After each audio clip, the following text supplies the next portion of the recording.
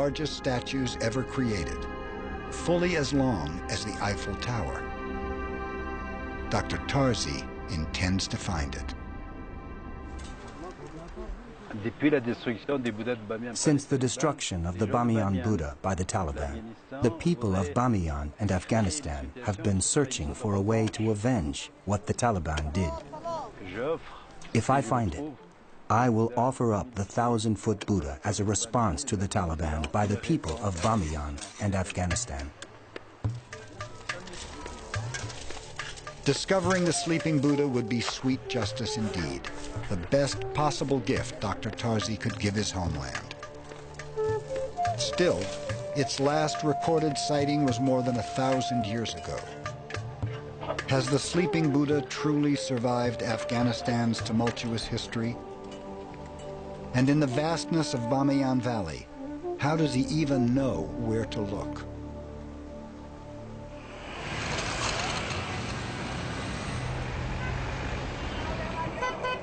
On a busy thoroughfare in Kabul, another giant of archaeology is also looking for the past.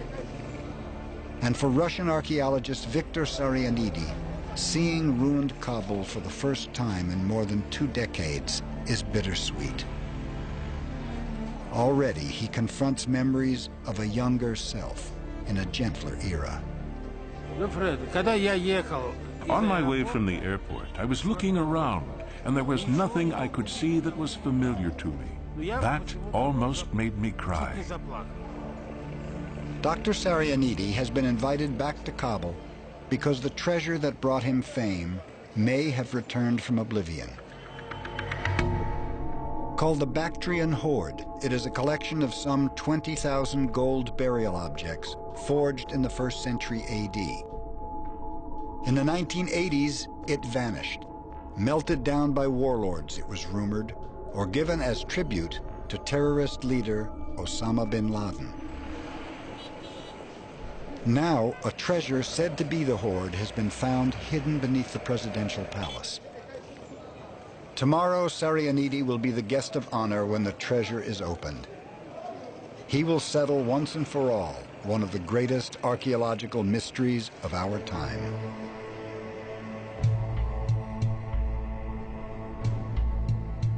It began on a hill much like this one called Tilla Tepe in northern Afghanistan. It was 1978, and Viktor Sarianidi was leading a joint Soviet-Afghan excavation. One day, he found the ground strewn with gold. Of course I was overwhelmed. We were used to finding ceramics, bits and pieces of pottery, but definitely not gold.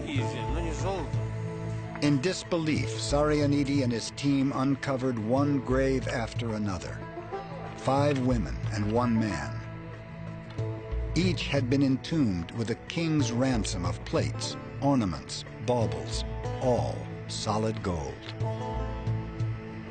Sarianidi estimated they had died around the time of Christ, and their burial objects told him they were probably royalty from a mysterious and warlike people. They were Bactrian nomads who'd grown rich, sacking cities left behind by Alexander the Great and preying on Silk Road caravans. They seemed to like flashy gold jewelry, which would glitter across the wide open spaces of their homeland.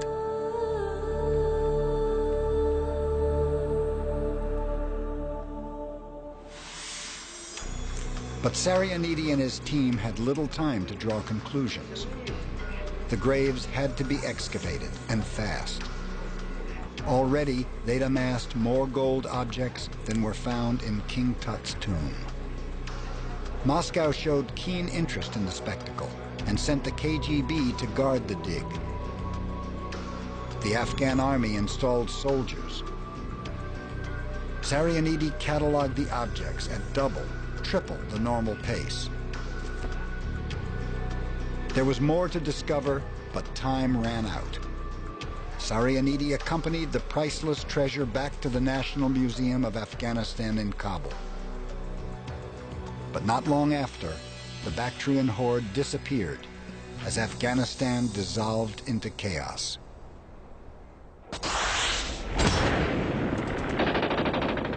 In 1979, the Soviet Union invaded. For 10 years, they battled the Mujahideen, Afghan guerrillas, in a war so costly it helped bring down the Soviet Union.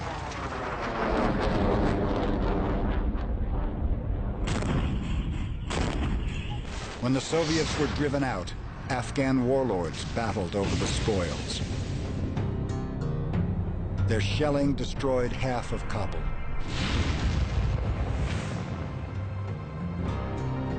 In 1993, a rocket crashed into the National Museum, one of the last known homes of the Bactrian horde. It was feared that most of its antiquities had by now been destroyed or looted. And it was about to get even worse. In 1996, the Taliban, a militia made up of Islamic fundamentalists, pushed back the warlords and seemed to offer peace. Yet one of their first acts in Kabul was to lynch the former Soviet-appointed president, Mohammad Najibullah. According to legend, he was the last person to lay eyes on the Bactrian horde.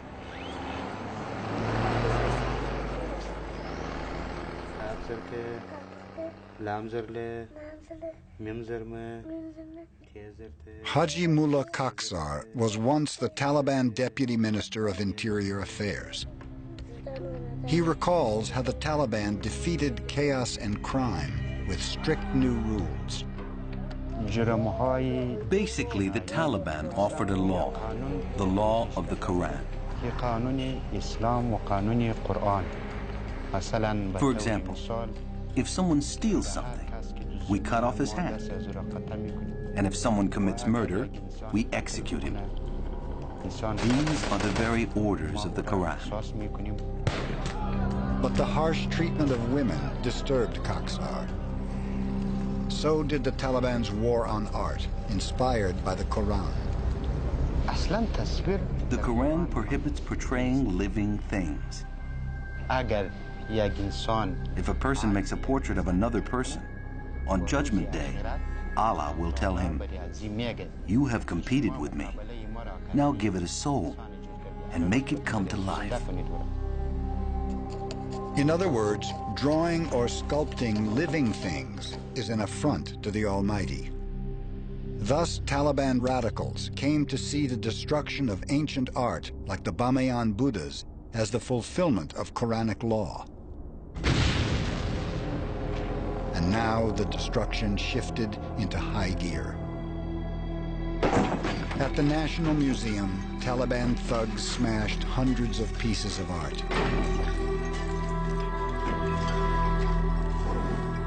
At the presidential palace, they slashed forbidden paintings.